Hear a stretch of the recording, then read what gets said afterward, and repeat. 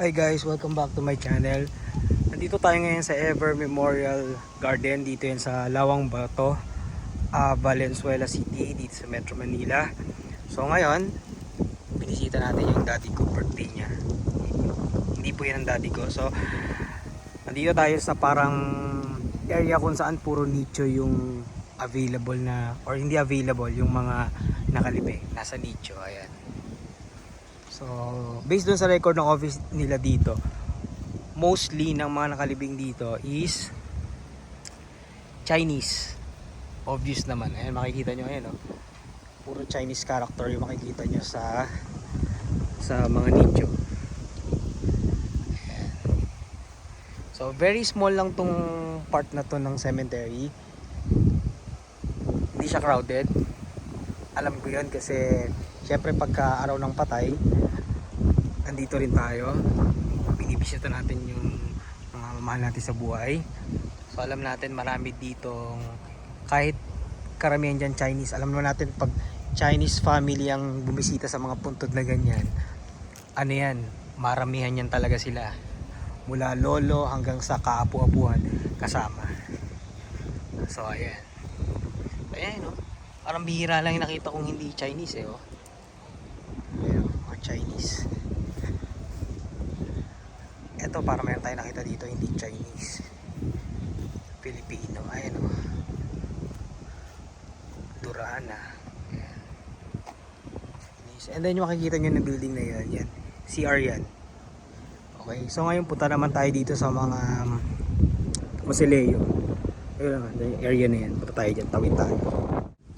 So ayan, mula doon hanggang doon, dire-diretso yan, parang subdivision, yung mga street, puro Mausoleo. Across niya yung pinanggalingan natin kanina, mga nicho, and then yun naman yung CR, and then nandun yung mga lot ng mga ng family namin sa pinakatulo na yun. So ayan, tingin lang tayo ng mga Mausoleo dito. Ayan, makita nyo, no? Mostly mga Chinese, if not all, no? Chinese talaga halos nakikita ko.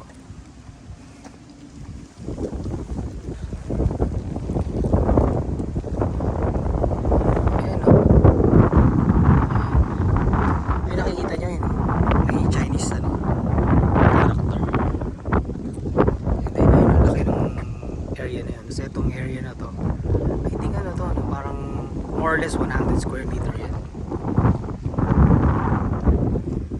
Ito iba-iba yung style ng Mausoleo nila. Meron yung parang certain ano, cut, no? Ayan, Louis C. Ayan, related yan kay Henry C. So ayan, gaganda ng Mausoleo dito nila.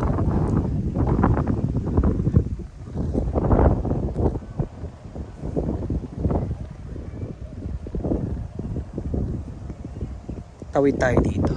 Ayan, dito sa area na vacant pa oh. Pero sabi ng mga sales dito, sales person, almost sold out na daw to eh. So parang siguro wala pang paggagamitan yung Milineta na family. Ito oh, tingnan mo, parang dome, parang mini version ng Araneta Coliseum. Ayun oh, Chinese. And by the way, ni-research ko pala, ito palang may-ari ng Ever Memorial Garden. Parang I'm not sure pero hindi ako 100% sure. Kung nare-recall ko yung na-research ko, parang related ito dun sa may-ari ng Ever Gotesco. Yung Grand Central noon, na ngayon SM SM Central, Grand Central, 'yun. So ayan. Parang isa to sa mga business nila, kung hindi ako nagkakamali. So ayan, ito tingnan natin, ang ganda nito, napaka-grand niya, tingnan nyo. Ayun o, Chinese, ayun. Ayun o, ay ito makikita nyo, hindi to basta mukhang Mausoleo, para siyang ano, no? Parang office building naman to. Ayun o, parang typical na post office sa mga city. Ito naman, oh, para makikita nyo, parang daycare center. Ayun, tingnan nyo ito sa banda dun, oh. Yung loob ng Musileo, all glass almost. Hindi, may electric fan. Ayun, zoom natin. Ayun, may aircon, may electric fan, may mga upuan. So, para sa mga Chinese family. Pero hindi siya Chinese kasi may meron siyang cross tsaka ang apelido De Leon. Ito naman parang Art Deco to, no? Parang theater, small version ng theater. Parang kung familiar kayo dun sa no? Parang sa California medyo yung mga Art Deco nila parang ganyan. Yes, ito naman Chinese din, no? Chinese. Hindi, itong part na to, pansin ko, malalaki yung cut nung Musileo niya. Ito din, malaki. Pero dun sa bandang side na yun, yung maliliit. Ito, ang laki, oh. Ganda. Pero medyo lang, is, siya eh.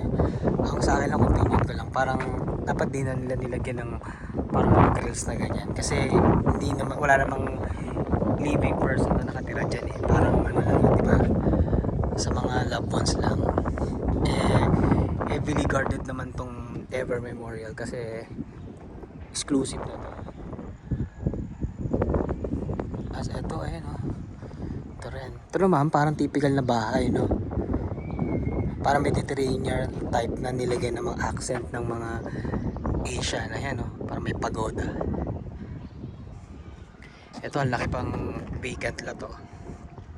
Ayan, vacant lot. Pero sabi nila almost sold out na yan. Meron na lang daw mga ilan-ilan. So hindi natin alam kung saan yan yung vacant, no? Ayan o. Ito sana ganito lang ginawa doon sa kabila. Kasi may mga grill siya eh. Parang medyo parang masyado lang maraming ayan. Ito naman ganyan, all glass. No, karamihan Chinese makikita mo ayun, no? Ito, tingnan nyo. Meron silang parang lagyan ng mga insenso dito. Ayan, mamaya tingnan natin sa AI ano ibig sabihin yan. Ito rin, no? Ayan, makita nyo. Tsaka makapansin nyo, guys, walang katao-tao. Isang street pa lang naman to napuntahan natin. Meron pa doon, marami pa. Pero syempre hindi ko lakadin yan kasi mapapagod ako. Dito lang tayo nag-focus sa medyo mga mas malalaking Musileo. Ito rin, mapapansin nyo. Ito parang typical Musileo, parang karamihan ng naalala ko Musileo ganitong type, no? Pero iba yung door niya, no? Parang Korean type kasi parang metal siya talaga eh, no?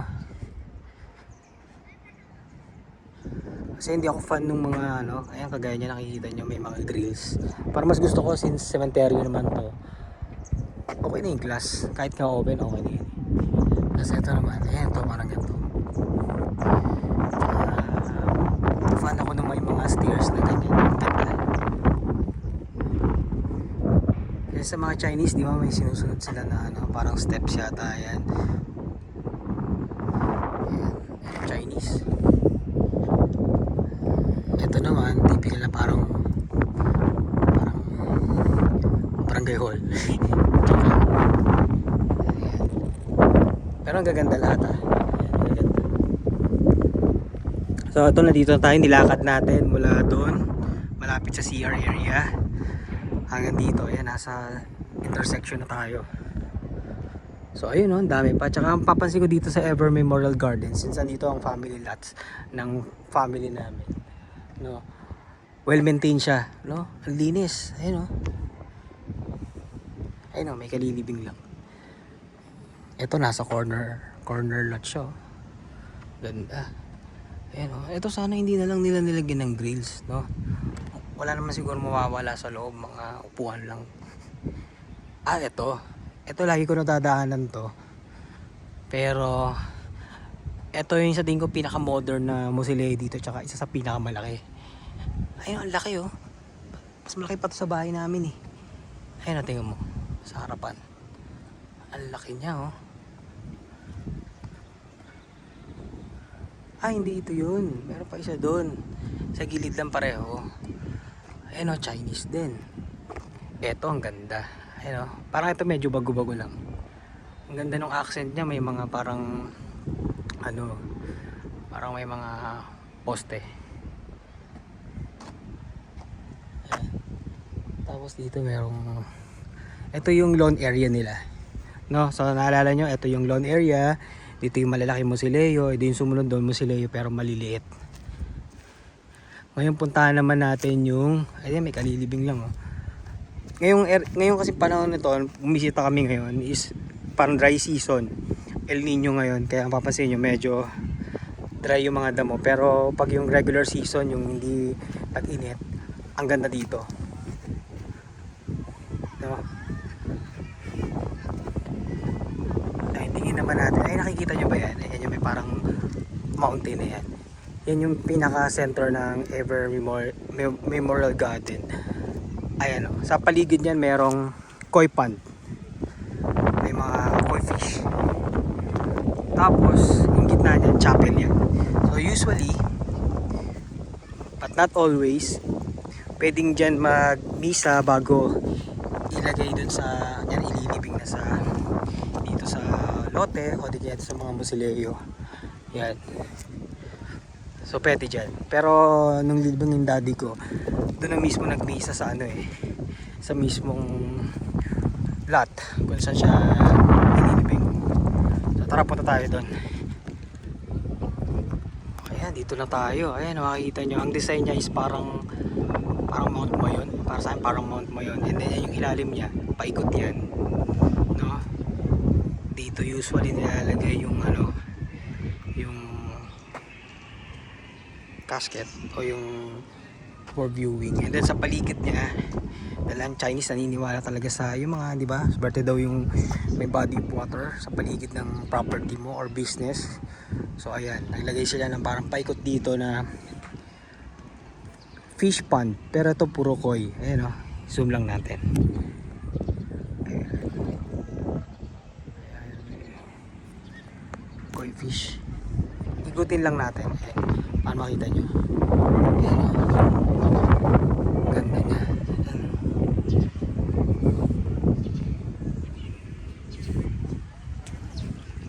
Meron din guard, papantay. Tsaka itong Ever Memorial Garden is strategically located along sa service road ng ano, ng North Luzon Expressway NLEX. Ayun na, makikita nyo ba sa ano, yung pinaka yun? Yun yung main entrance. Ayan, may parang relo yan na parang clock tower, parang ganyan. Ito sa kanila din to pero for ano ba yan, future development. Siguro loan din yan, no? Ayan, so yun yung paikot. Ayan. Ayun na, paikot din yung fish pond.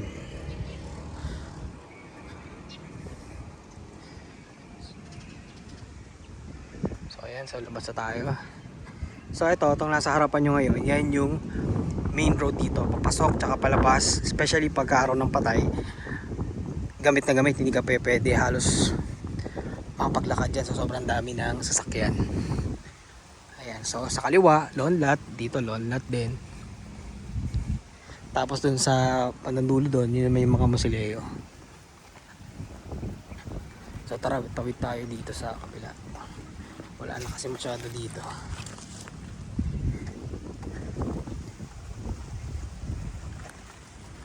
Ayun na, may parang anahaw ba yan? Ayun na, parang anahaw yan. Ang ganda.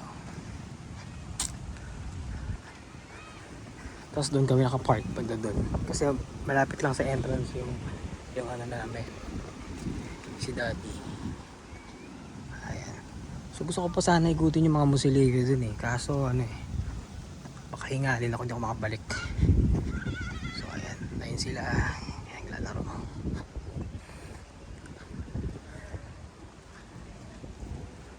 So ayan, pakita ko lang sa inyo malapit yung parang tower, clock tower. Ayun o, nakita nyo ba? Ayun o. Yan, ano na yan, NLEX. Nasa service road yung entrance na itong Ever Memorial Garden. Tabal ka tayo. So yun lang muna guys. Thank you for watching. Don't forget to like, share, and subscribe for more videos and updates. Thank you. very much and have a nice day. Keep safe everyone. Bye.